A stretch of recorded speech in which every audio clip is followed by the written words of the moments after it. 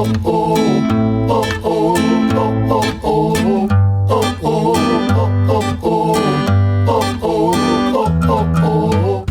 Meditation die Einbettung in eine Tradition?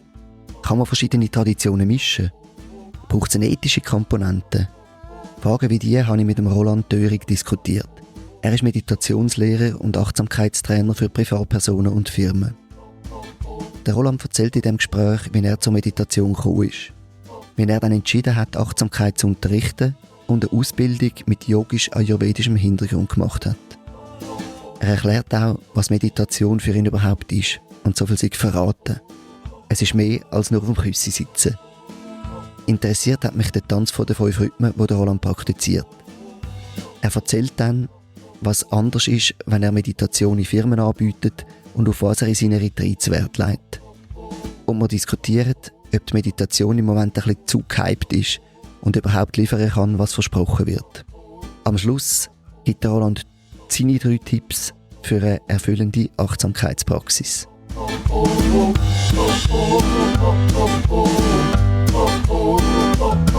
Willkommen zur Meditationsszene Schweiz. Ich bin Lukas Wittmer.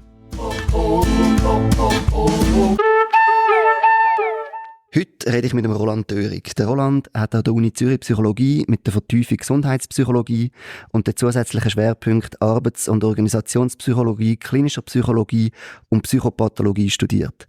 Er ist zudem eidgenössisch diplomierter Berufsstudien- und Laufbahnberater. Er hat Aus- und Weiterbildungen absolviert, unter anderem zum Meditations- und Achtsamkeitslehrer und in verschiedenen Methoden von der Achtsamkeitspraxis. Im Moment ist er gerade an der Ausbildung zum MBSR-Lehrer. Er hat eine breite Berufserfahrung als Berater und Coach im Bereich der beruflichen Wiedereingliederung. 2016 hat er zusammen mit seinem Freund Reto Wieshaupt die Firma Mindful Mind gegründet, wo er als Meditationslehrer und Achtsamkeitstrainer sein Wissen und seine Erfahrung im Rahmen von Retreats, Kurse, Workshops für Unternehmen und die Einzelbegleitungen teilt und weitergibt. Und er hat auch eine langjährige eigene Meditationspraxis. In der spiegelt sich seine Liebe zur Natur und zur Musik. Und sie ist gekennzeichnet durch seinen undogmatischen Zugang. Roland, vielen Dank, dass ich zu dir kommen für das Gespräch. Ja, vielen Dank dir, Lukas, für die Einladung zu dem Gespräch. Ja, es freut mich sehr. Ich habe in diesem Podcast ja zuerst nur Menschen interviewt, die eine Praxis haben, die mit dem Buddhismus irgendwie verbunden ist. Und dann in der zweiten Staffel habe ich das Feld angefangen weiter. Ich habe jetzt 2 katholische Pfarrer drin gehabt, eine jüdische Theologin. Und dann habe ich es mal jemandem erzählt und gesagt, ja, weisst, ich tue jetzt das Feld weiter für andere Traditionen. Und dann hat die Person gefragt, ja, braucht denn Meditation überhaupt Tradition? Und ich denke, es könnte noch spannend sein, mal mit jemandem zu reden, der eben genauso Kurs und Retreats anbietet, die vielleicht jetzt nicht klar buddhistisch oder klar christlich oder so sind. Und so bin ich auf dich und auf Mindful Mind gekommen. Respektive, ich habe schon vorher von euch gehört, von euren Retreats. Und ich fände es recht spannend, diese Frage mit dir ein bisschen anzuschauen. Aber bevor wir reingumpen, mit rein, nimmt es mich natürlich auch vor allem Wunder, wie bist du zu der Meditation gekommen? Wie sieht eigentlich deine Praxis aus? Ja, die Einladung zum Gespräch mit dir, zum Podcast, ist für mich auch nochmal eine Gelegenheit gewesen, selber nochmal zu reflektieren. Auch wie hat denn das angefangen? Und wenn ich wirklich so mich zurück besinne, wo so die Ursprünge sind, ist es, glaube ich, schon so ein Interesse, das schon lange da ist, also schon so in den Jugendzeiten, so für Urvölker, wo ja durchaus auch so ein Mystisches mitschwingt oder Ritual und einfach so mehr als nur so das Materielle, wo in der Kultur verankert ist, wo mich schon so fasziniert hat, unter anderem die Aborigines. Und hat dann auch angefangen, Didgeridoo zu spielen und habe das Didgeridoo entdeckt. Und ich glaube, das ist wahrscheinlich so, auch wenn nicht bewusst, aber so die erste Form von Meditation gesehen, wo ich einfach so, ja, zum Teil fast stundenlang mit einem Freund zusammen sind wir in die Tiefgarage runter oder irgendwelche Höhlen irgendwo, wo es Hall erzeugt und haben Didgeridoo gespielt. Und haben so die Klänge und die Vibrationen, die es ja auch gibt im Körper und entstehen, erfahren und erlebt. Und sind schon auch so sehr, sehr präsent gesehen mit diesen Klängen und im Moment und auch mit der Atmung, so die Atemtechnik im Didgeridoo spielen, wo wahrscheinlich so die ersten Meditationserfahrungen gesehen sind. Aber wie gesagt, nicht so als bewusste Meditationspraxis. Und dann, ja, so der erste Kontakt ist dann gesehen mit Meditation in einem Praktikum. Wie du in der Einleitung gesagt hast, ich habe Psychologie studiert und habe dann im Rahmen vom Studium Praktikas gemacht. Und das ist gesehen in einer psychosomatischen Reha-Klinik, wo es Burnout-Patienten hatte, schwerpunktmäßig. Und dort hat es eine Achtsamkeitsgruppe gegeben, eine Meditationsgruppe. Und dort bin ich dann auch mal reingesessen und habe es irgendwie spannend gefunden, so als Ansatz da. Gerade auch so der andere Zugang oder der andere Ansatz zum Umgang mit Gedanken und Emotionen, anstatt vielleicht eher so das Verhaltenstherapeutische, wo wir im Studium eher so kennengelernt haben, was darum geht, eher eben umzustrukturieren und jetzt so ein bisschen der neue Ansatz oder auch die dritte Welle, wie man den so sagt, wo es mehr darum geht, so Beziehung zu den Gedanken und zu den Emotionen zu verändern. Habe ich sehr spannend gefunden. Also im Studium ist Meditation eigentlich gar kein Thema gewesen, also achtsam. Wann hast du studiert ungefähr?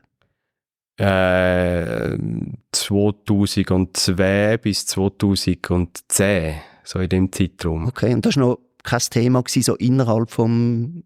Nein, mir ist es tatsächlich nicht begegnet im Studium. Also das ist natürlich eben so viele Vertiefungsrichtungen, die es gibt, aber so in meinem Weg ist es mir nicht begegnet. Was mich dann wirklich auch, was mich eigentlich auch überrascht, weil gerade so in meiner Vertiefung Gesundheitspsychologie Stress ein grosses Thema gewesen. Yeah. Und aber dort wirklich ist das Thema Achtsamkeit nie auftaucht. Und ich habe es leider dann auch, erst nachher entdeckt, das hätte ich natürlich das Thema, wäre sicher auch spannend gewesen, aufzugreifen, oder? Für so Masterarbeit und so weiter. Ja. Genau. Da bin ich wie noch nicht ganz so weit gesehen, genau, um mich da zu vertiefen. Aber du hast gesagt, du warst in diesem Praktikum gewesen und dort hast du so ein bisschen das erste Mal, bist so ein bisschen mit Achtsamkeitsübungen in Kontakt gekommen. Und dann hat es dich aber auch dort einmal noch nicht ganz reingenommen. Also dann hast du es mal gesehen gehabt, aber es ist immer noch so ein bisschen mehr der Beruf als dein Herzensding gewesen. Ja, da hast du richtig gehört, genau. Ja, es ist dann mehr auch so zuerst mal so kognitiv gesehen. Also ich habe mich dann mal angefangen zu interessieren, ich habe mal irgendwie so erste Bücher gelesen und dann bin ich eigentlich dann mehr zuerst mal aufs Yoga gekommen. Also gar nicht angefangen, in dem Sinne regelmäßig Meditation zu praktizieren, sondern bin mehr dann zuerst mal zum Yoga gekommen. Auch inspiriert von meiner damaligen Partnerin, die irgendwie eine Yoga-Ausbildung gerade gemacht hat. Und und über das Yoga ist dann immer mehr dazugekommen, hat mich immer mehr angefangen zu interessieren. Habe dann auch, ich weiss gar nicht mehr genau, wie die Reihenfolge genau gesehen ist von der Entwicklung. Also auf jeden Fall, habe ich dann angefangen, auf Entdeckungstour zu gehen, was es denn da sonst noch alles gibt. Und habe dann irgendwie einen MBSR-Kurs gemacht, genau, so ist es dann gewesen. Und das ist dann eigentlich so ein bisschen der Start gewesen von der eigentlichen, regelmäßigen Meditationspraxis. Ich habe in dem Kurs wirklich dann das erste Mal wirklich erfahren, so, was ist Meditation, was macht das mit mir und was gibt's mir auch, so, ja. Und habe es wirklich faszinierend gefunden und auch sehr bereichernd, so die Erfahrung, die ich dort gemacht habe, so dass ich dann wieder abgeblieben bin. Und bin dann auch auf Reisen, hat es mich dann auch immer so immer mehr so in die Richtung gezogen, auch wenn ich allein unterwegs war, bei eben so Meditations Workshops oder auch erste Retreats dann gemacht. Ich kann mich auch erinnern, dass ich dann so einen Ort in Bali habe ich mal entdeckt im Internet. Bali Silent Retreat. Wunderschöner Ort, wunderschöne Bilder, so in den Reisfeldern in Bali. Ja, relativ einfach. Und ja, hat mich sehr gerufen dort an, und ich gefunden habe, ja, dort möchte ich. Genau. Schon eine Mischung gesehen zwischen so einem Ort an sich, wo mich so angezogen hat, und aber auch dieser Erfahrung, so eben so meditieren und schweigen. Was für eine Art Meditation ist denn dort unterrichtet worden? Das ist sehr, sehr unspezifisch gewesen, auch noch mit Yoga in Verbindung. Und ist gar nicht jetzt so ein mega intensives Retreat gewesen, ist jetzt nicht ein Vipassana-Retreat oder so gewesen. Und wirklich Achtsamkeitsmeditation, schon auch eben so ein bisschen MBSR, Ja. MBSR-like. Und dort ist vor allem so die erste Erfahrung einfach auch mit dem Schweigen gesehen, mal irgendwie 5 Tage schweigen. Und einfach, ja, mit mir. Was hat es gemacht mit dir? Das erste Mal 5 Tage schweigen? Ja, natürlich zuerst mal so die Faszination, wie laut es dann auch innerlich plötzlich wird, und all die Geschichten, die noch bewusster werden, die ständig da sind. Habe aber auch als sehr angenehm wahrgenommen, im Sinne von auch gar nicht müssen zu reden, mich auch gar nicht müssen irgendwie mit allen Smalltalken, wo kommst du her und wieso bist du da und was machst und was tust. Und auch gemerkt, dass es mir auch leicht fällt eigentlich, zum nicht reden und mit mir sehen und schweigen. Mhm.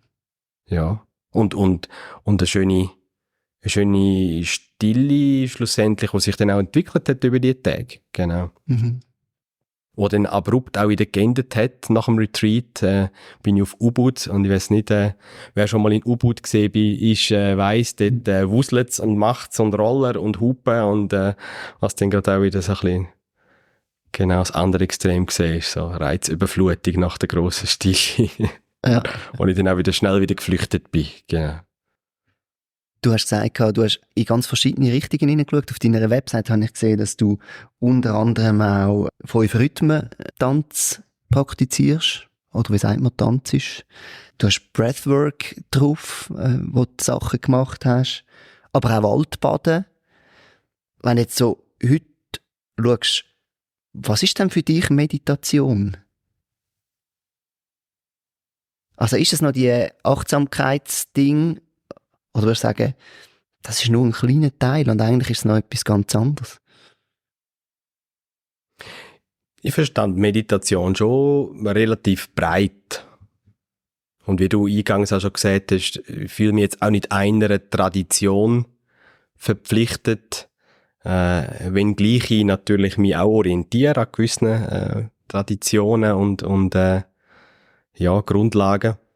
Aber ich verstand Meditation als Praxis ja wirklich sehr breit im Sinne von in Verbindung sehen mit sich selber, im Sinne von Kultivieren von Geist, von Herzensqualitäten, sagt das mit mir allein oder auch durchaus auch oder mit mir allein in Stille im Sitzen, aber auch durchaus in Bewegung oder auch in Begegnung. Wenn du eben zum Beispiel das Tanzen ansprichst, was genau dort ja wie auch so das Spezielle ist für mich, dass es mit anderen Leuten in einer Gruppe ist man zwar auch an einem Retreat, aber das ist schon eher jeder für sich und in der Regel die Augen zu. Kann auch beim Tanzen so sein, also jetzt beim 5-Rhythmen-Tanzen oder anderen Formen von meditativem Tanz, was es gibt. Aber es gibt auch die Möglichkeit von Begegnungen während dem Tanz. Und Begegnungen sind ja auch etwas sehr Spannendes. Also die Begegnungen machen etwas mit mir. Und die lösen auch etwas aus bei mir oder triggern vielleicht irgendetwas. Und Und was es dann natürlich zu einer Meditation macht, ist die Art und Weise, wie bin ich mit dem, was es macht. Also ich finde grundsätzlich kann man wie vieles zu einer Meditation machen. So. Es geht um die Haltung, wo man hat dabei, bei dem, was man macht. Für mich, in meinem Verständnis. Die 5 Rhythmen, kannst du da noch ein Wort mehr dazu sagen oder 2? Wie funktionieren die oder was tanzt man? Also wieso heisst es 5 Rhythmen? Ja, was bei den 5 Rhythmen speziell ist eben, dass es 5 Teile hat. Also so ein Tanz geht in der Regel 2 Stunden. Ein Tanz? Ja. Wo oftmals sogenannte 2 Waves, 2 Wellen beinhaltet. Und jede Waves hat eben so 5 Teile, wo unterschiedliche Energien und Rhythmen auch transportieren. Es fängt eher ruhiger an und wird dann auch, kommt dann irgendwann so zu einem Peak auch. So die Chaosphase ist das dann. Und wird dann wieder stiller und wieder eher so Inward Journey, also wieder mehr zurück zu sich auch kommen. Und ja, das so von der Struktur her und sonst ist es sehr frei. Also, es gibt nicht irgendeine Choreografie oder so etwas? Genau, es ist sehr frei. Es geht also wirklich darum, den Körper sich bewegen zu lassen und sich von der Musik bewegen zu lassen und sich vom Körper führen lassen. Und eben so, nicht vom Kopf her irgendwie tanzen, im Sinne von, dass es irgendwie eine gewisse Form müsste haben, sondern wirklich ausdrücken, körperlich. Also so eine verkörperte Form von Meditation, die da auch, was gerade da ist, was erleben.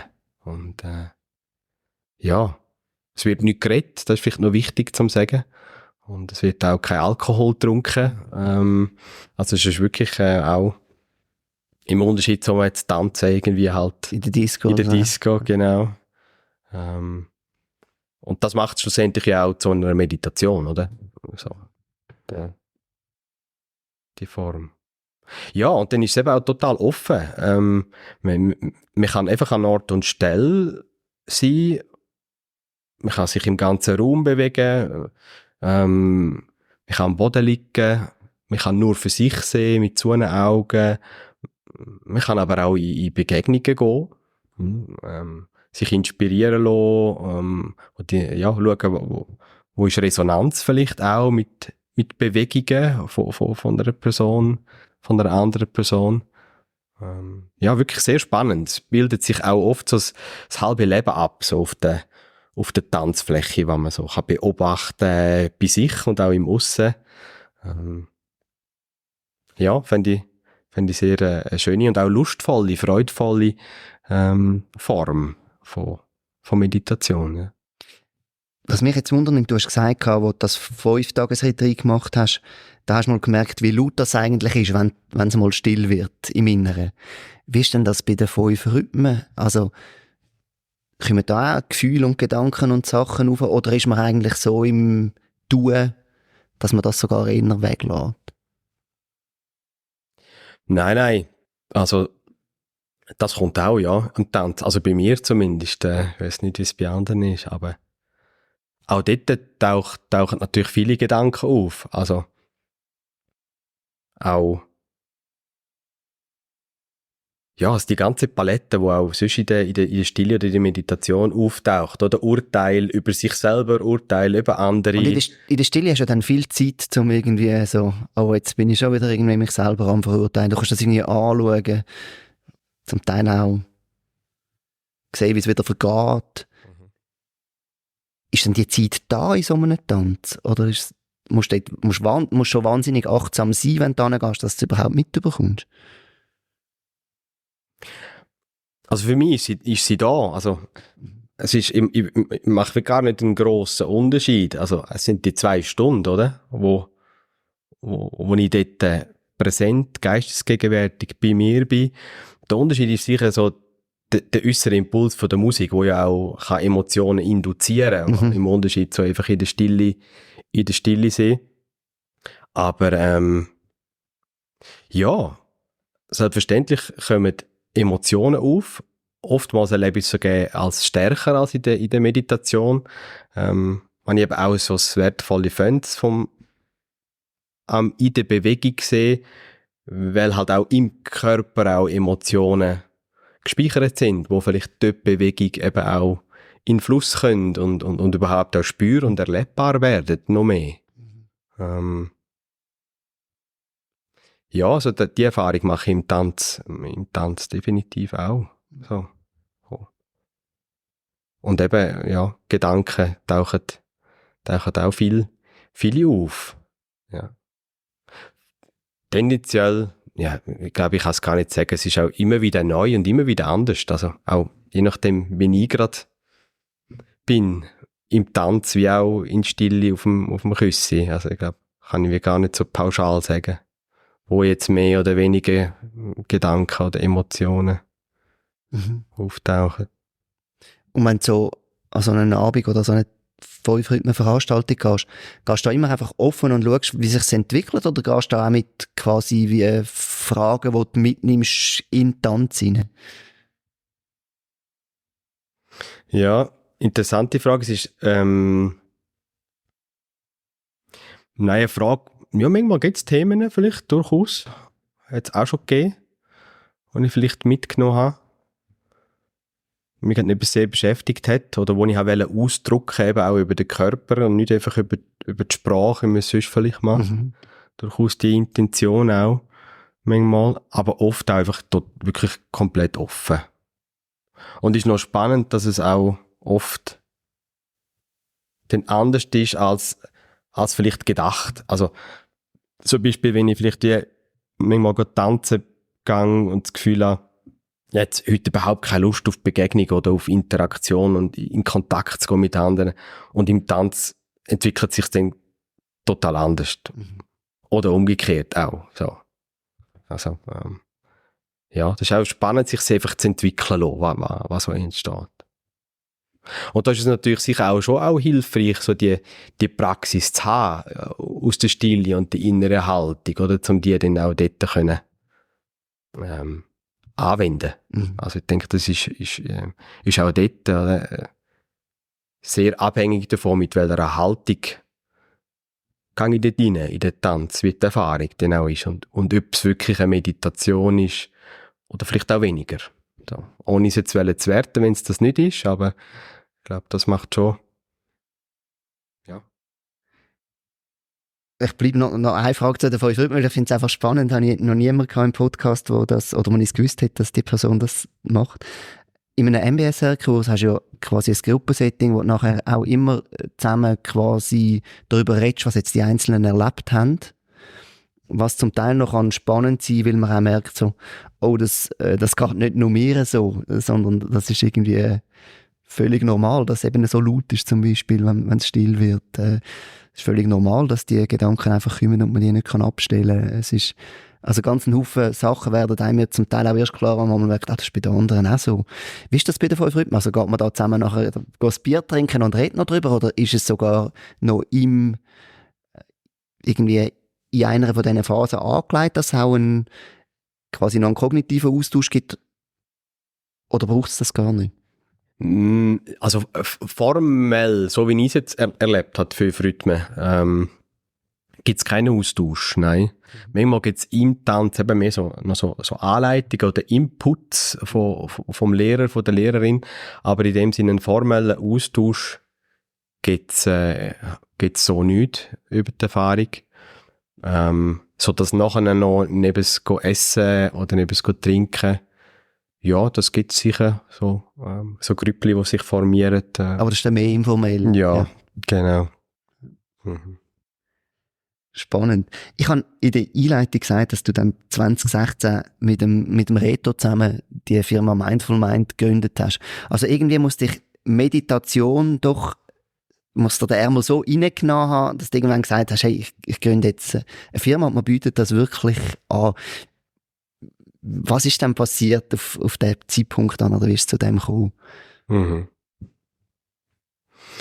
Ja, wie vorhin erwähnt, habe ich dann eben irgendwann mehr auch mich angefangen mit Meditation beschäftigt, an der ersten Retreats auch gemacht. in Asien und dann aber auch in der Schweiz angefangen, Retreats machen, Beatenberg, Felsentor. Und habe mich dann dort auch angefangen, ja, intensiver damit zu beschäftigen und auch so mit den buddhistischen Ursprüngen, mit dem Dharma in Kontakt gekommen. Ja, und auch meine Praxis ist intensiver geworden. Und dann, wie es zum Mindful Mind kam, ist noch lustig.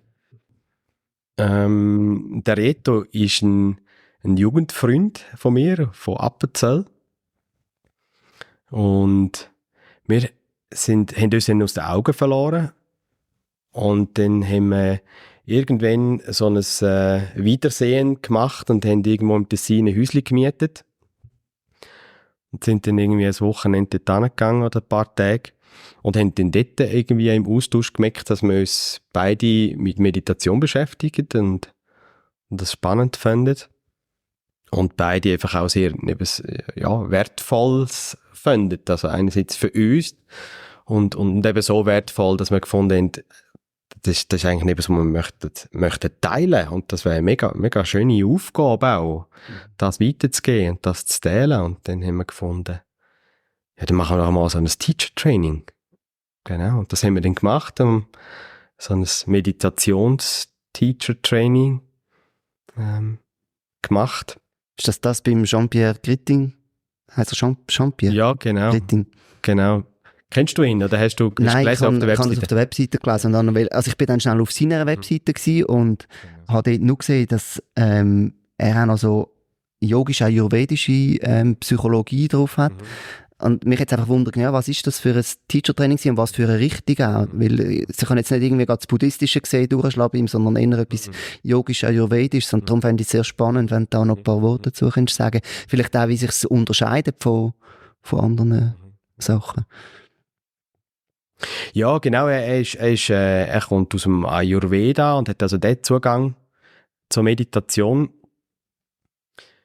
Wobei die Meditationen an sich auch dort relativ offen gesehen sind. Und was uns oder mich auch vor allem angesprochen hat, das ist sehr pragmatisch auch gesehen. So, das Teacher-Training, wie es ausgeschrieben war, also wirklich so lernen, das zu vermitteln und einen Kurs quasi umzusetzen. Und ich glaube, das ist so ein bisschen auch das gesehen, wo ich oder wir auch gebraucht haben, so dass ins Handeln kommen und ins Teilen kommen. Das ist ja doch nochmal etwas anderes, so die eigene Praxis und dann etwas anzuleiten.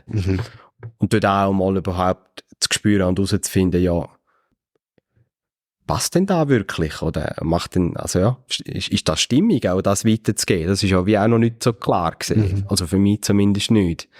Und ja, die Meditationslehrerausbildung ist in dem Sinn relativ niederschwellig gesehen. Die ist jetzt auch nicht jahrelang gegangen, sondern es ist wirklich schon auch darum gegangen, so ein bisschen verschiedene Techniken kennenzulernen. Einerseits schon das offene Gewahrsein, Atemmeditation, aber dann auch eher so ein bisschen noch feinstofflichere Geschichten wie Chakra-Meditation. Genau, er hat da verschiedenstes einfliessen lassen in die Ausbildung, genau.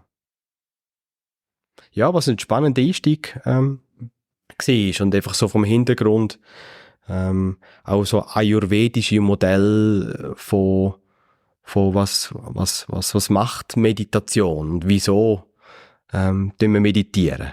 Genau.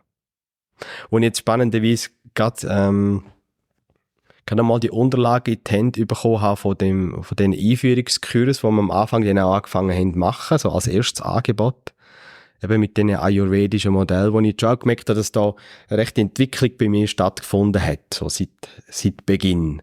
Wo ich wie auch merke, so dort habe ich jetzt weniger so den Zugang zu den ayurvedischen Modellen, wenn sie auch interessant und spannend sind, aber es hat sich schon mehr eben so in die durchaus schon buddhistisch richtig dann weiterentwickelt, so mit Satipatthana und 4 edle Wahrheiten und ja. Aus was für Gründen? Also ist das Ayurveda sehr kompliziert oder einfach weit weg? man könnte es auch anders formulieren, oder? Ihr habt Mindful Mind gegründet und ihr bietet dort ja Sachen für quasi Private an, aber auch für Firmen. Und wo du vorher Chakra-Meditation gesagt hast, und ich denke, ich glaube, mit Chakra-Meditation kannst du bei einer Firma nicht anklopfen. Wenn du mit Achtsamkeit kommst, dann stehen da vielleicht ein paar Türen mehr offen. Also ist es auch ein Grund von der Anschlussfähigkeit? Also in dem Kontext durchaus, ja. Und ja, eben, vielleicht zuerst nochmal, um auf deine Einstiegsfrage zurückzukommen. Ich kann dir nicht mal jetzt einen bestimmten Grund nennen. Bei mir sind, glaube ich, dann einfach die buddhistischen und die Dharma-Tags irgendwie auch einfach, ja, zugänglicher gesehen und mehr angeklungen. Und Ayurveda, so wie ich bin vielleicht auch nicht genug eingetaucht dort in die Ayurveda-Traditionen. Aber es ist für mich so, zum Teil auch so ein bisschen abstrakt geblieben. So. Vielleicht ist das so mit das Thema. Und nachher, wenn du zu Firmen zu sprechen kommst, ja, das ist natürlich nochmal so ein Thema für sich. Also wie in welcher Form bietet man Achtsamkeit für Firmen an? Das ist schon einmal so, wenn die ein Feld für sich, dass es eben anschlussfähig ist, oder? Chakra-Meditation wäre das oftmals definitiv nicht. Und mache ich aber auch in den Retreats jetzt nicht mehr. Das ist einfach so ein Teil dort von dieser ersten Ausbildung gewesen. Ja. Wo wir Mindful Mind gegründet haben, ist dann schon klar gewesen, dass die duale Ausrichtung gibt, dass ihr quasi auf Privatpersonen gehen, für die Kurse und Retreats machen, aber auch in einen Business-Kontext gehen? Nein, klar ist es noch nicht gesehen. Wobei die Vision ist eigentlich schon länger da gesehen. Also, als ich eingangs erwähnt habe, dort, das Praktikum in der Burnout-Klinik, dort ist eigentlich schon das erste Mal auch so die Idee oder die Vision auch aufgekommen, Leute eben auch präventiv schon eben mitzugeben in ihr Leben, zum können umgehen mit den Herausforderungen, die ihnen begegnen. Und mit Mindful Mind sind wir wirklich einfach so Step by Step sind wir vorangegangen. Also wir haben wirklich zuerst einmal so Einführungskurs gemacht, haben dann festgestellt, da kommen ja Leute und fühlt sich gut an Stimmung an und sinnvoll und schöne Aufgabe. Und dann ist dann auch irgendwann, ja, so der Wunsch aufgekommen, ja, so ein bisschen intensiver, eben mehrere Tage, halt ein Retreat selber mal machen und anbieten, das mal zu versuchen und haben wir dann auch gemacht. Am Anfang noch mehr auch mit Yoga.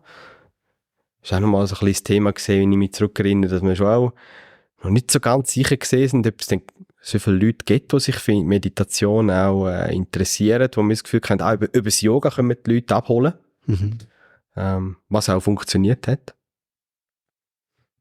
Ja, und so hat sich dann Schritt für Schritt gegeben. Die Retreats haben sich auch gefühlt und auch gut und richtig angefühlt und gute Resonanz von den Leuten bekommen. Und so, ja, ist es nach dem anderen hat sich entwickelt. Und die Firmengeschichten sind dann erst eher so ein bisschen später eigentlich dazugekommen. So. Genau. Und so dass wir uns angefangen haben, auch Gedanken machen, ja, wie in welcher Form könnte man das auch in die Arbeitswelt bringen, dass es eben anschlussfähig ist. Mhm. Wie siehst denn du, oder was ist das, was wir in die Arbeitswelt bringen? Was es ist, was wir möchten in die Arbeitswelt bringen. Also, man hört ja noch etwa heutzutage, so wird von Mindfulness geredet, oder? Irgendwie, man macht noch ein bisschen tüchtigere Arbeitsbindchen, wo man noch ein bisschen mehr Stress aushaltet, um noch ein bisschen mehr auspressen, wo man eigentlich müsste am System arbeiten und das System verbessern. Aber das ist vielleicht ökonomisch weniger attraktiv, als wenn man einfach sagt, man kann die Absenzen und Krankheitsraten senken. Das wird häufig so ein bisschen vorgeworfen, wenn man Achtsamkeit im Business-Kontext hört. Auf der anderen Seite gibt es irgendwie Search Inside Yourself von Google, wo irgendwie ein riesen Ding geworden ist. Ich glaube auch ein Haufen andere grosse Firmen wahrscheinlich fast jede grosse Firma hat irgendwie in einer Ecke mindestens noch einen Achtsamkeitskurs. Bei Google ist es ja lustig, ich habe mal eine Dokumentation gesehen, wo sie vor dem Hauptgebäude Leute fragen, was sie eigentlich halten von dem Search Inside Yourself. Und ich weiss natürlich nicht, wie der Film geschnitten war, aber von denen, die es gefragt haben, hat das praktisch niemand gekannt. Das habe ich noch recht lustig gefunden. Also, wenn du dich für das Thema interessierst, hast du immer so den Eindruck, wow, Google, und die kennen das alle und die machen das so. Wenn du bei Google gehst fragen, dann sind es vielleicht doch nicht ganz so verbreitet gewesen. Aber eben, Seitengleis. Was ist quasi deine Ambition oder dein Ziel, das in die Firmen hineinzubringen? Deine Intention? Um es auf den Punkt zu bringen, schlussendlich ist die Intention Samen, ich finde das ist so ein schönes Bild, Samen zu säen. So. Oftmals sind es auch bei den Firmen nicht nur, aber oftmals sind es kürzere, also so einmalige Workshops oder vielleicht zweimalige Workshops, wo man jetzt wie auch nicht die Erwartung hat, dass das riesige, transformierende Effekte bei jedem Einzelnen wird haben. Aber vielleicht beim einzigen klingt irgendwas an und er macht sich auf den Weg, um da sich tiefer damit zu beschäftigen. Und das ist eigentlich schon genug. So, für mich, als Intention und als Motivation. Also so ein bisschen Möglichkeiten aufzeigen. Genau. Ja, genau. Möglichkeiten aufzeigen und Erfahrungen ermöglichen auch. Erfahrungen ermöglichen. So, niederschwellige Erfahrungen ermöglichen und auch vielleicht Missverständnis auch, aus dem Weg so ein bisschen zu schaffen, wo ja durchaus herrscht. Was ist denn Meditation? So. Und ja, es kommt ja immer mehr so aus dem ESO-Ecke raus, auch dank Wissenschaft, die sich immer mehr damit beschäftigt und eben auch Hard Facts, wo man kann beweisen, was für einen Effekt das es hat, oder? Ich glaube, das ist ja auch der Punkt, wieso hat es Meditation und Achtsamkeit überhaupt die Firmen geschafft, oder? Weil man auch einen Benefit davon ableiten, ganz einen klaren. Was ja auch schön und gut ist, dass es den gibt. Es ist aber tatsächlich natürlich auch mal auch so ein bisschen eine Gratwanderung, oder? So. Wie jetzt du gesagt hast, wegen Mindfulness und einfach Selbstoptimierung. Darum glaube ich, ist es wie auch wichtig, um nicht in dem Sinne einfach eine Methode zu vermitteln, oder eine Technik, wo man irgendeinen Quick-Fix irgendwie kann erzeugen damit, oder? Sondern eine Haltung probieren zu vermitteln. So die innere Haltung. Und dann kann man wirklich, glaube ich, schon auch ein bisschen darauf vertrauen, dass die Haltung dann schon auch ihre Wirkung entfaltet. Also wie gehst du dann konkret in so etwas rein? Also Haltung vermitteln kannst du ja häufig hier vorleben. Ist wahrscheinlich auch schwierig, wenn du einfach sagst, du hast jetzt einen Nachmittag oder einen Tag, wo du etwas machen kannst mit einem Team oder mit einer Gruppe. Also dann ist ja die Gefahr gross, dass du doch wieder bei Techniken landest. Wie gehst du so etwas an? Ja, je kürzer, je schwieriger natürlich, das wirklich überzubringen. Und dort ist natürlich tatsächlich Technik ein Teil, oder? Weil man ja mal möchte auch in die Erfahrung von der Meditation auch kommen. Aber das sind oftmals dann auch nur kurze Einheiten. Also so in einem 2-Stunden-Workshop. Da gibt es maximal 10-minütige Meditation, nicht länger, maximal 10 Minuten. Und das ist dann irgendwie ein Bodyscan oder irgend so etwas, oder? Kann sein, Bodyscan oder halt Atemmeditation, so Sammlungspraxis klassischerweise, weil das ja auch wie oft hilfreich ist für die Leute, wo Gedanken sind genau viele Gedanken und zerstreut sind und sich wieder können fokussieren, zu sich kommen, zum Körper kommen. Ja, und einfach so in die Selbstwahrnehmung kommen. So in die Selbsterfahrung kommen. Das ist ja für viele auch nicht etwas Gewohntes. So wirklich im Kontakt mit sich selber sein. Und einfach mal diese Erfahrung auch schon mal zu ermöglichen. Und dann gibt es schon auch Austausch, auch in so Firmenworkshops, oder wie hast du es erlebt, du hast viel Erfahrung gemacht, und dann gibt es natürlich dann schon die Möglichkeit, um auch so den Aspekt von der Haltung auch mit einfließen zu lassen. Okay. Und wie gehe ich jetzt mit dem um, wo da auftaucht ist? Und natürlich sind es ganz kleine Häppchen, wo dort kommen, aber ja, das versuchen wir so so gut wie es halt möglich ist in dem Rahmen, wo man vorfindet. Genau, auch irgendwie zu transportieren. Es ist ja zum Teil so, wenn irgendjemand Meditation entdeckt hat, dann ist die Person sehr überzeugt von dem und erzählt allen, wie toll das ist und wie gut das tut. Und dann gibt es Leute, die finden, ui, nein, das will ich jetzt überhaupt nicht. Aber sie können ja selber entscheiden, ob sie das wollen oder nicht. In einem Business-Kontext, wie ist denn das dort? Also bist du da schon auf Widerstand gestoßen? Widerstand.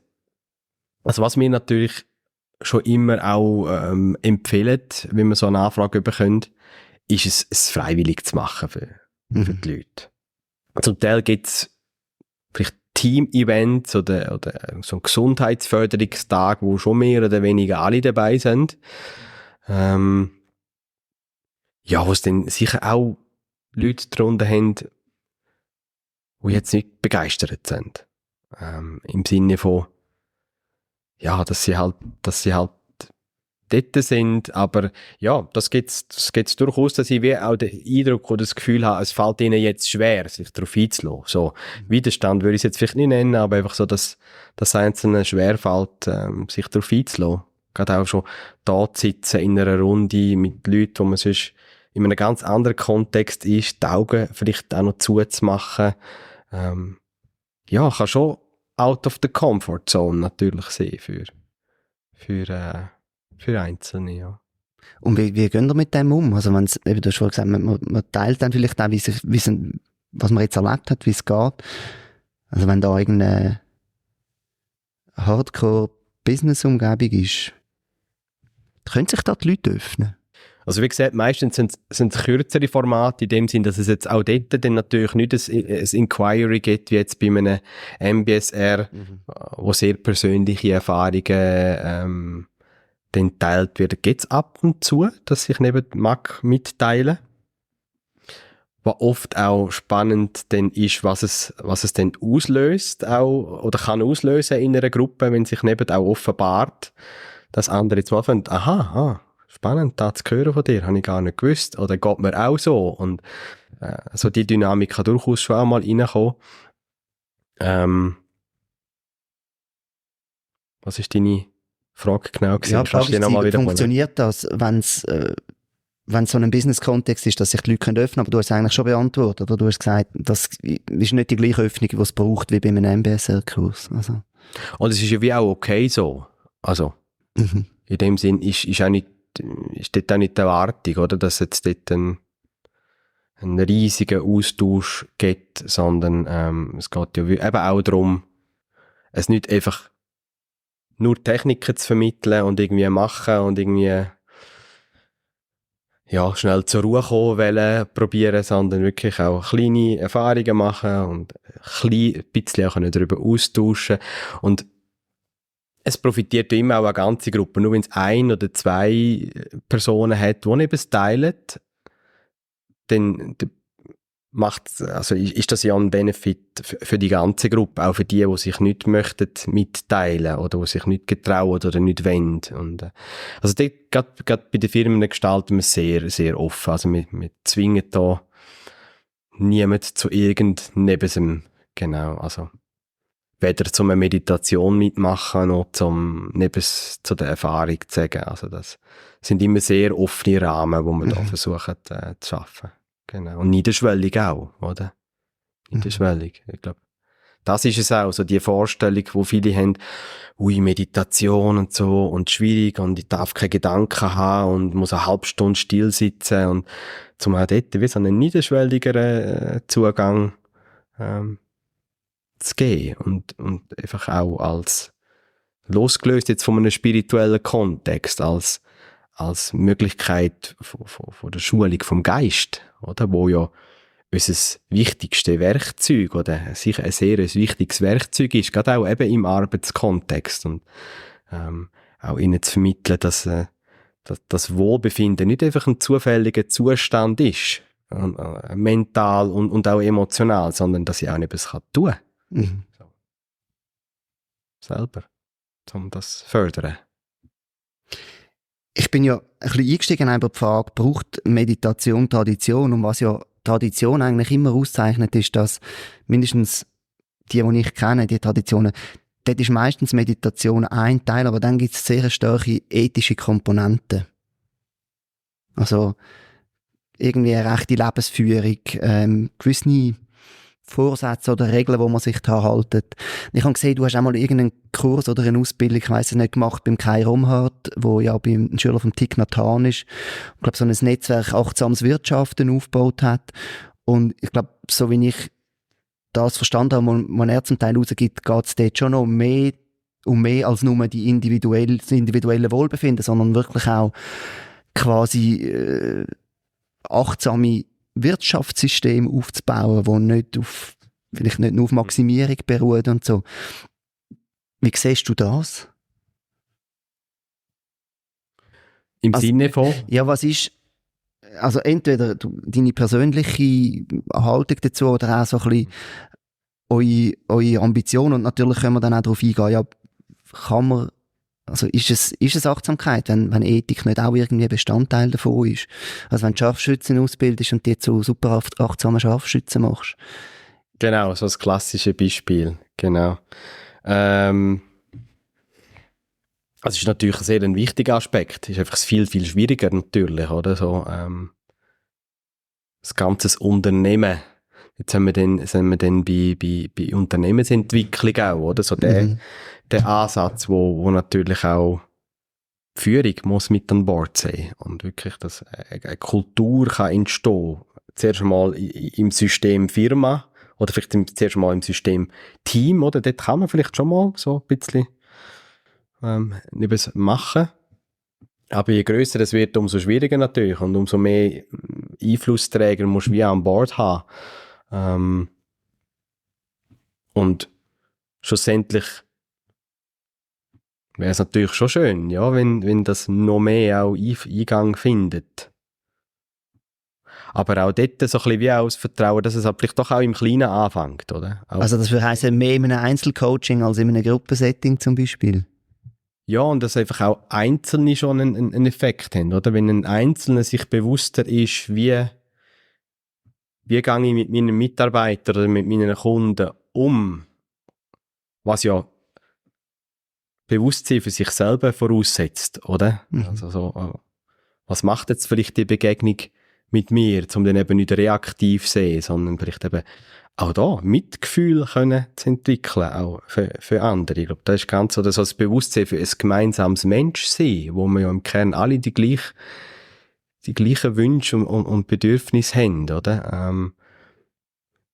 Und je mehr Einzelne das Bewusstsein haben und können entwickeln, umso grösser ist natürlich die Chance auch, dass es Multiplikatoreneffekt hat, oder? Jede Begegnung inspiriert auch wieder einen anderen, oder macht vielleicht den Eindruck so, ja, die Art von eben nicht Reaktion, sondern von Umgang mit mir, ist neu. Habe ich mega inspirierend gefunden. Möchte ich künftig auch mehr versuchen, so zu machen. Also, so hat es ja wie auch so ein bisschen einen Schneeballeffekt. Aber natürlich, eben, dass es wirklich im Grossen kann Fuß fassen oder in der Wirtschaft ankommen. Ja, da sehen wir jetzt auch nicht als unsere Aufgabe. Genau, noch nicht, wer weiß. Also, aber das haben wir bis jetzt auch nicht in dem Sinn noch nie gemacht oder begleitet, so eine Unternehmensentwicklung oder so, das Thema Achtsamkeit drin ist. Und der ethische Aspekt, um nochmal eben auf den zurückzukommen, ja, der ist definitiv wichtig. Genau. Und da versuchen wir schon auch irgendwie mit einzufliessen lassen. Natürlich in einem stündigen Workshop ist das wenig möglich, oder? Ja, klar. Aber wenn es längere Sessions gibt, also es hat jetzt auch schon ein paar Firmen gegeben, die für ihre Mitarbeitenden dann online halt über ein Jahr hinweg so Sessions angeboten haben. Und dort kommen dann schon auch so Sachen durchaus zur Sprache, halt immer verpackt in ein anschlussfähiges Thema, oder? Zum Beispiel in Kommunikation oder in Interaktion, oder? Ja. Aber weniger natürlich jetzt im Sinne von der 8-fache Pfad, wo vermittelt wird, oder mit all seinen Aspekten. Und, ja. Klar, sonst bist du auch wieder eher auf einer Schiene, wo es dann leicht einen religiösen Touch kann bekommen. Da musst du wahrscheinlich im Business-Kontext besonders aufpassen, oder? Ja. Ja, das ist sicher eher schwierig und das machen wir auch nicht, denn jetzt in dem Sinn auch nicht jetzt irgendwie einen Dharma-Begriff zu verwenden, aber das ist in dem Sinn ja, wie auch gar kein Problem, kann man auch gut verpacken, oder? Mhm. Also Wie und umschreiben, ja. Also, wenn wir nochmal zu dieser Frage zurückkommen, wie denkst du, dann kann man die Meditation aus einer Tradition auslösen? Also MBSR hat das ja sehr stark versucht, oder? Und wenn ich jetzt so die letzten Interviews, wo ich mit dem Jon Kabat-Zinn, wo MBSR, also Mindfulness-Based Stress Reduction, entwickelt hat, gehört habe, dann habe ich so das Gefühl, an dem Punkt, wo wir heute sind, würde es, glaube ich, eher wieder ein bisschen stärker noch reinlassen. Er würde, glaube ich, eben eher noch ein bisschen mehr Ethik wieder drin haben. Aber in den 70er Jahren, wo er das entwickelt hat er, glaube ich, einfach das massiv müssen bereinigen. Wie siehst das du? Also, wo stehen wir da heute? Und eben, kann man es überhaupt völlig weglassen? Tradition.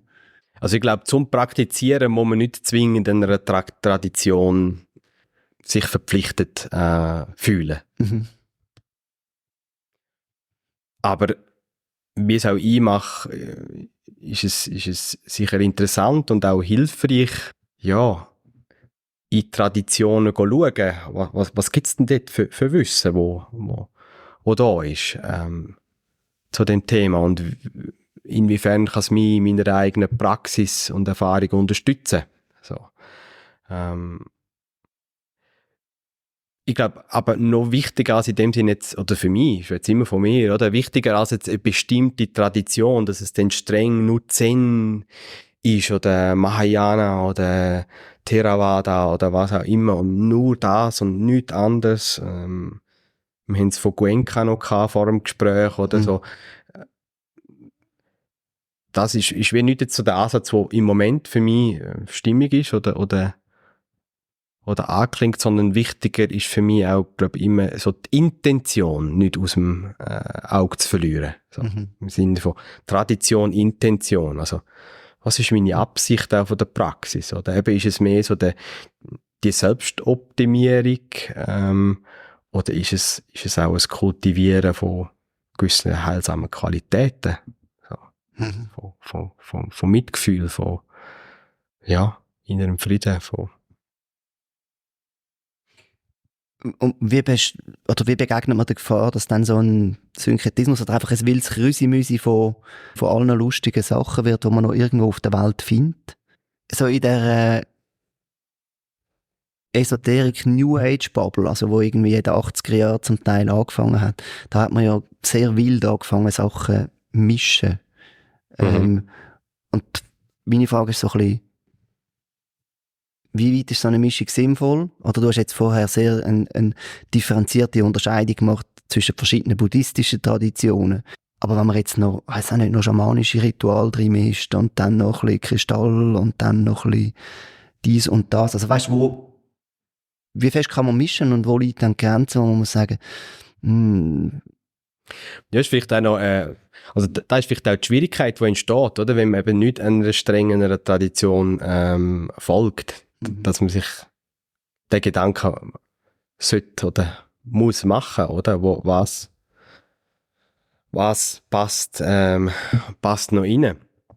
Und wir haben auch, auch immer wieder Austausch zu dem Thema, auch bei Mindful Mind, der Reto und ich.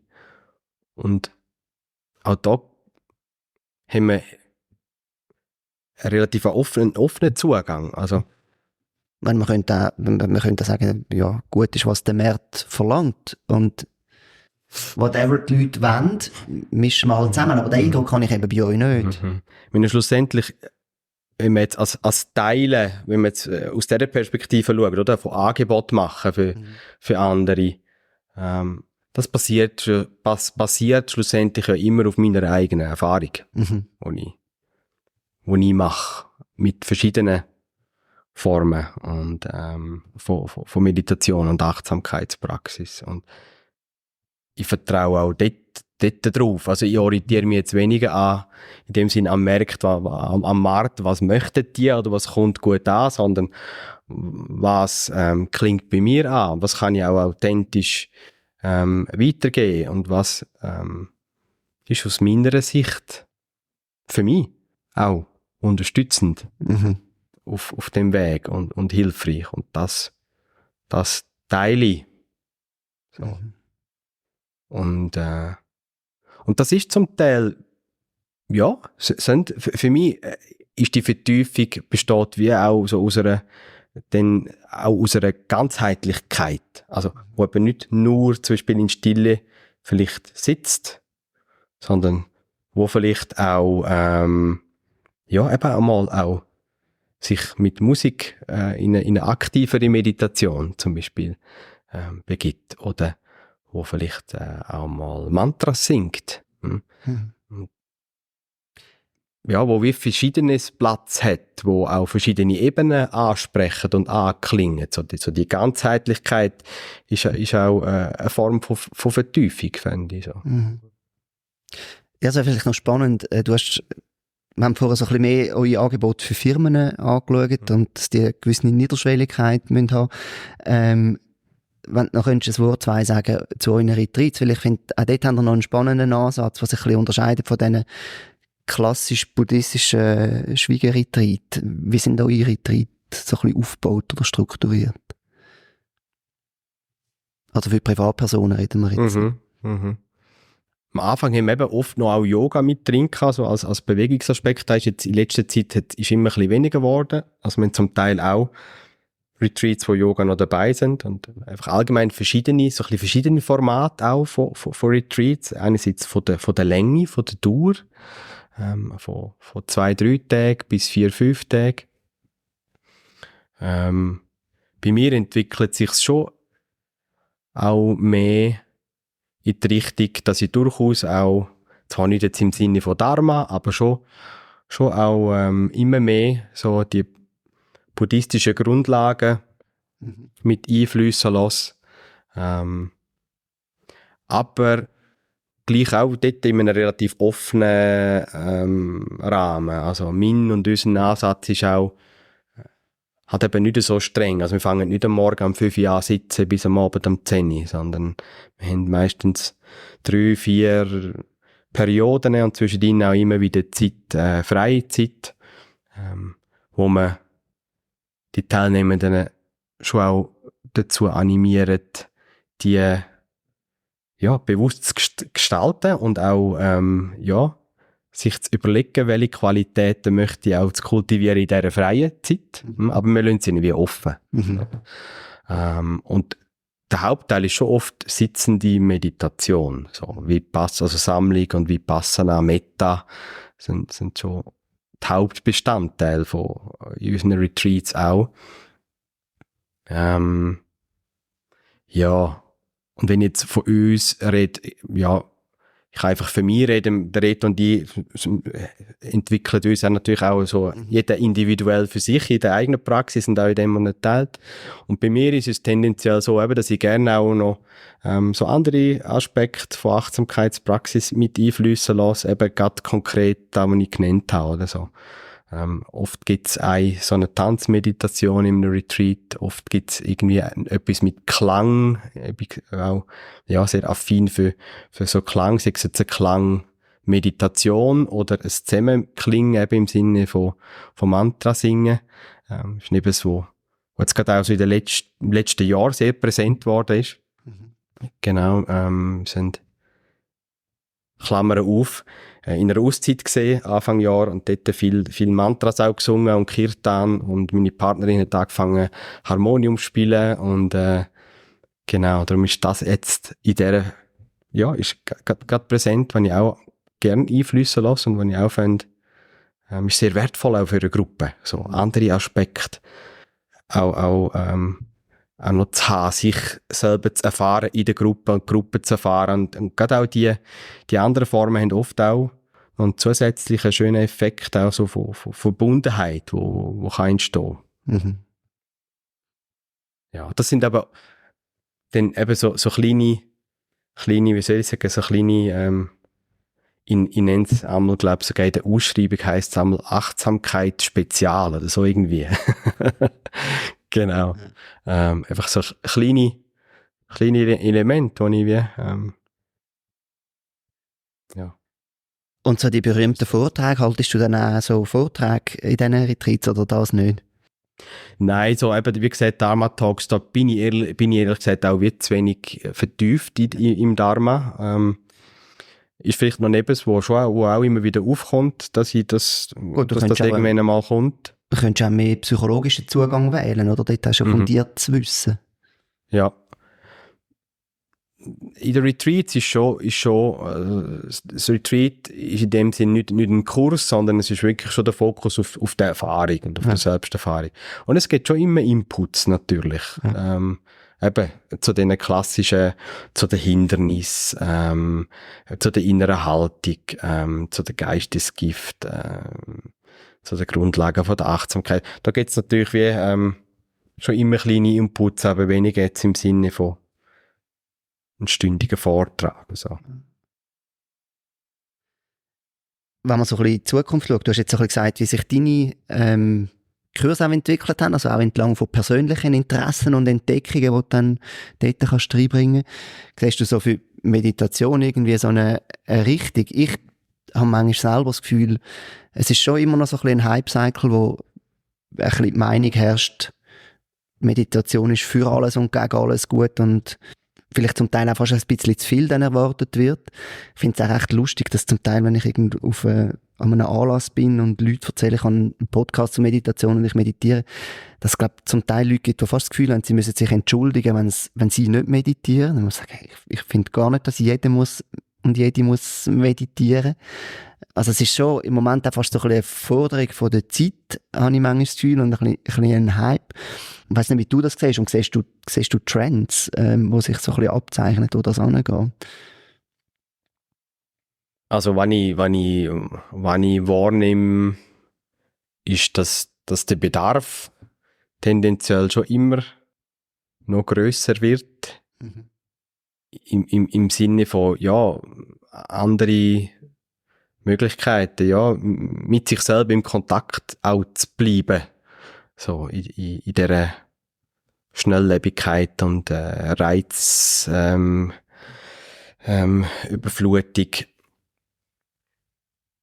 Und ja, Mindfulness gibt's natürlich auch, und das ist ja schon auch halt das, was für viele attraktiv ist. Man will eine schnelle Lösung für irgendein Problem. Ja, gibt's die schnelle Lösung für das Problem, das man sucht? Mit Meditation? Nein, ich würde sagen, Meditation ist nicht der Fast Track. Also, dort gibt's, wenn man einfach Entspannung sucht, gibt es effektivere und effizientere Methoden als Meditation, würde ich mal behaupten. Wie zum Beispiel? Progressive Muskelrelaxation oder irgendwelche Atemtechniken, die sehr potent sind und sehr schnellen Effekt auch auf das vegetative Nervensystem können haben. Ja, also so, wenn es nur um das geht, denke ich, ist Meditation ja nicht der effizienteste und schnellste Weg. Und ja, ich vertraue wie auch darauf, dass es sich entwickelt, wie es sich auch schon die letzten 2000 Jahre oder noch länger oder wie viele 1000 Jahre sich entwickelt hat. Und manchmal braucht es vielleicht wie auch, ist es sich auch gar nicht schlecht, wenn ein Einstieg oder ein Anfang eher etwas Oberflächliches vielleicht ist, was sich dann erst weiterentwickelt. Und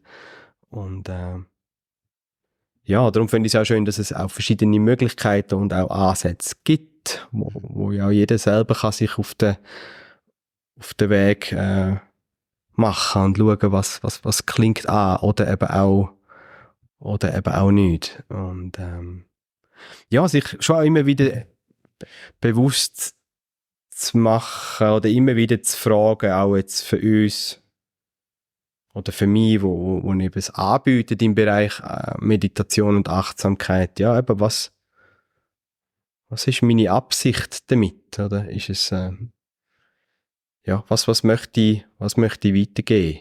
Mhm. Die Frage muss jeder für sich selber beantworten, wo er es anbietet. Das ist noch spannend, wenn ich dich jetzt höre, was du gesagt hast, dann glaube ich, du hast zum Beispiel von Mitgefühl geredet, wo du weitergeben auch eben gewisse ethische Haltung. Und es scheint ein langer Prozess zu sein. Also, du hast jetzt gesagt, Meditation ist nicht der schnelle Weg zur Entspannung, sondern etwas, was man auch an sich schafft. Ja, eigentlich ist es noch schön, dass die Leute sich so auf das einlösen. Oder meinst du, man tut zum Teil auch fast ein bisschen werben mit etwas, was nachher gar nicht geliefert werden in der Meditation?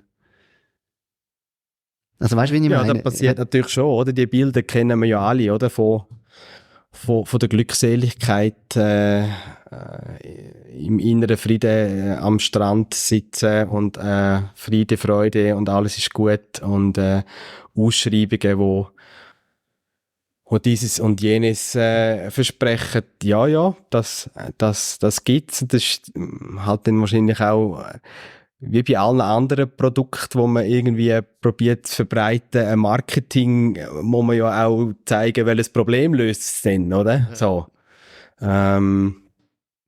Aber zum Teil können die Probleme auch fast noch stärker werden. Also wenn man feinfühliger wird, dann sieht man vielleicht auch noch ein bisschen mehr Probleme.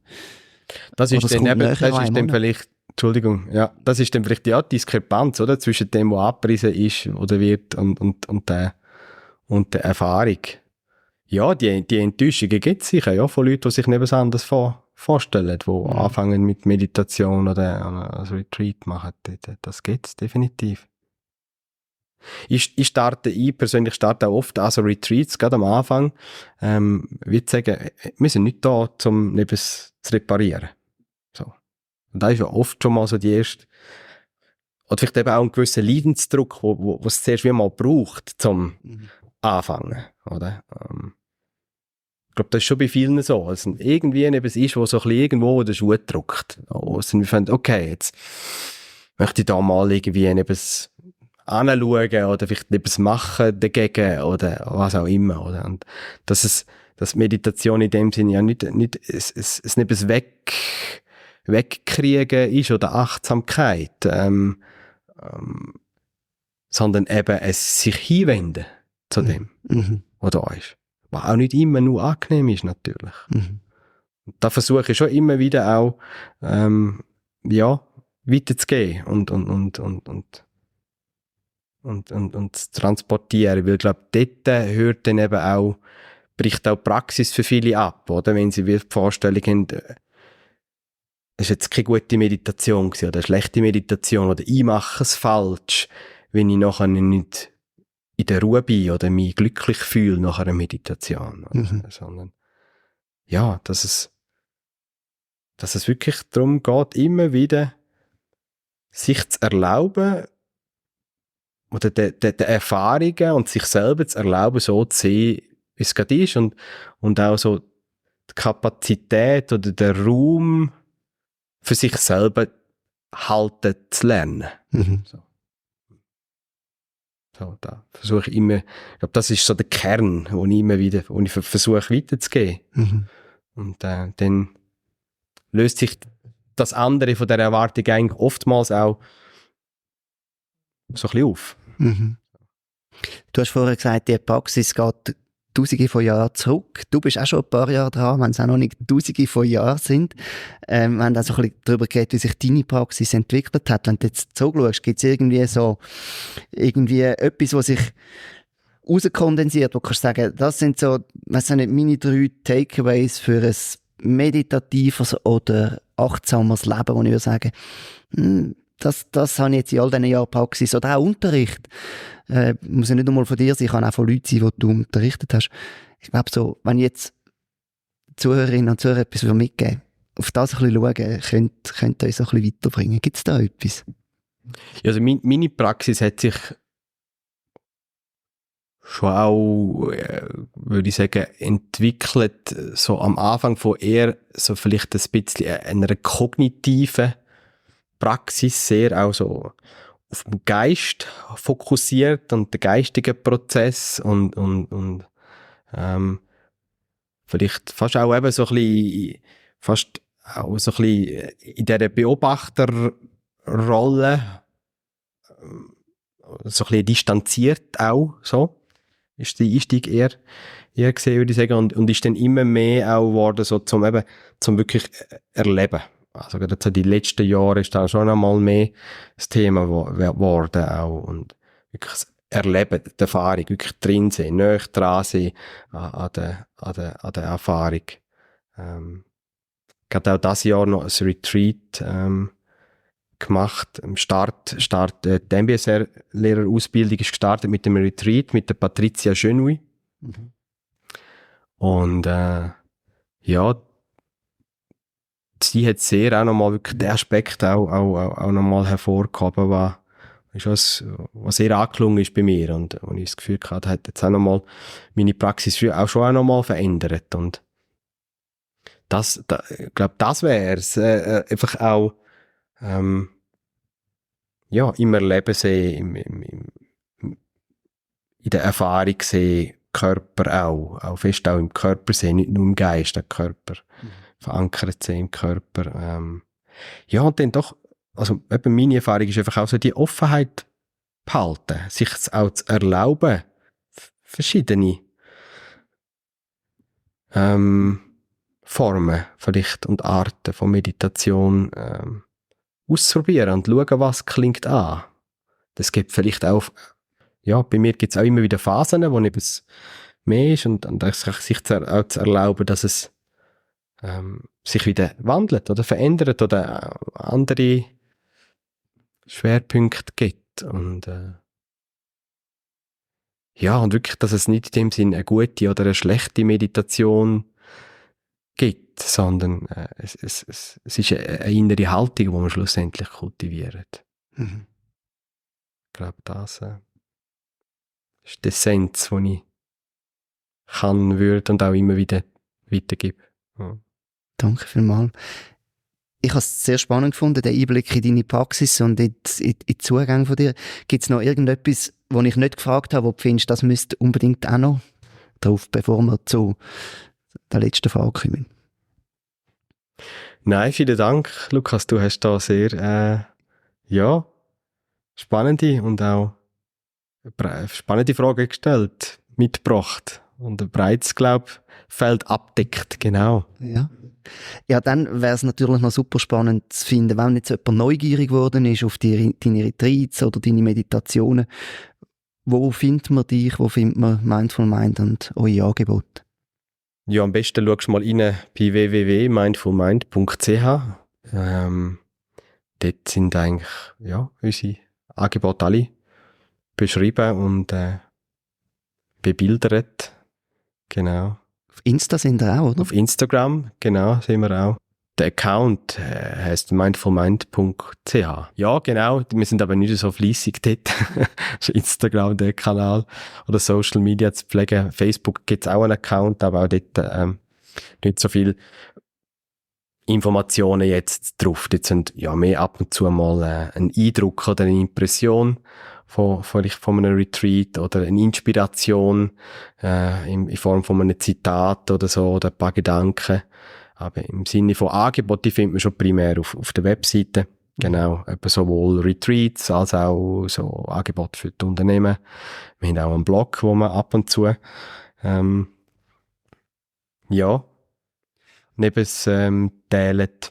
So.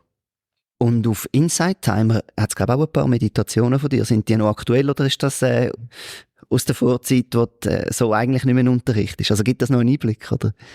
Du hast gut recherchiert, ja, genau, stimmt, auf Insight Timer. Ja, die möchte ich tatsächlich mal neu ausstellen. Die habe ich nämlich tatsächlich gerade wieder mal gelesen und gefunden, ist nochmal ganz so stimmig. Aber es hat dort eine Chakra-Meditation, genau, ist dort von mir noch drauf. Genau. Es gibt eben eine Gruppe auf Insight Timer zu dem Podcast. Die hat etwa 125 Leute, wo ich einfach immer, wenn eine neue Folge kommt, dann poste ich es dort wieder. Das ist jetzt nicht ein Wahnsinnsaustausch, aber sonst kann ich dort einmal noch eine Meditation von dir rein posten. Ja. Ja. Gerne, können wir gerne mal noch anschauen. Ja. Dann danke ich dir vielmals für deine Offenheit, für deine Zeit und dass ich da kommen, um das Gespräch zu führen. Ich danke dir, Lukas, für die spannenden Fragen und eben wie auch nochmal die Gelegenheit für mich selber so zu reflektieren. So. Sehr angenehm gesehen mit dir. Vielen Dank. Danke auch. Danke vielmals. Das war Meditationsszene Schweiz, ein Podcast von mir, Lukas Wittmer. Danke fürs Zuhören.